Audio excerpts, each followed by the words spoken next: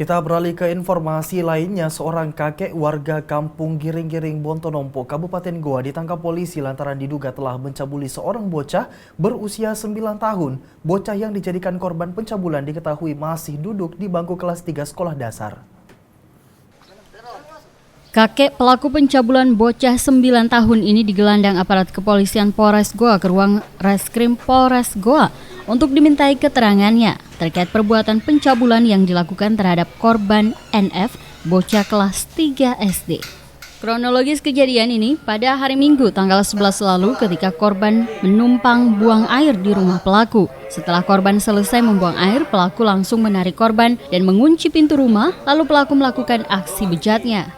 Orang tua korban baru mengetahui 1 minggu kemudian ketika anaknya mengeluh sakit pada alat vital, dan dari keterangan korban, pihak orang tua langsung melaporkan hal tersebut ke pihak berwajib. Namun di hadapan petugas polisi, pelaku CC membantah dirinya melakukan perbuatan pencabulan terhadap korban NF yang masih merupakan keluarga atau cucunya. Dirinya mengaku hanya mencubit kedua paha korban dan dilakukannya untuk bermain, bukan untuk mencabuli. Sementara itu, Kasat Reskrim Polres Goa AKP Yunus Saputra mengatakan korban NF dicabuli oleh pelaku pada saat korban menumpang buang air di rumah pelaku.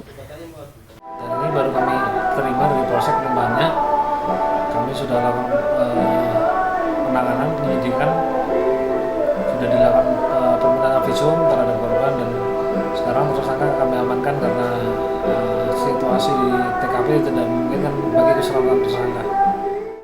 Kini pelaku ditahan di sel tahanan Mapolres Goa. Sementara itu hasil visum korban masih ditunggu pihak kepolisian Polres Goa. Dan jika benar telah dilakukan pencabulan, pelaku diancam pasal 82 nomor 23 KUHP tentang perlindungan anak dengan ancaman hukuman 7 tahun penjara. Dari Kabupaten Goa, Alfian Sam, GoTV memberitakan.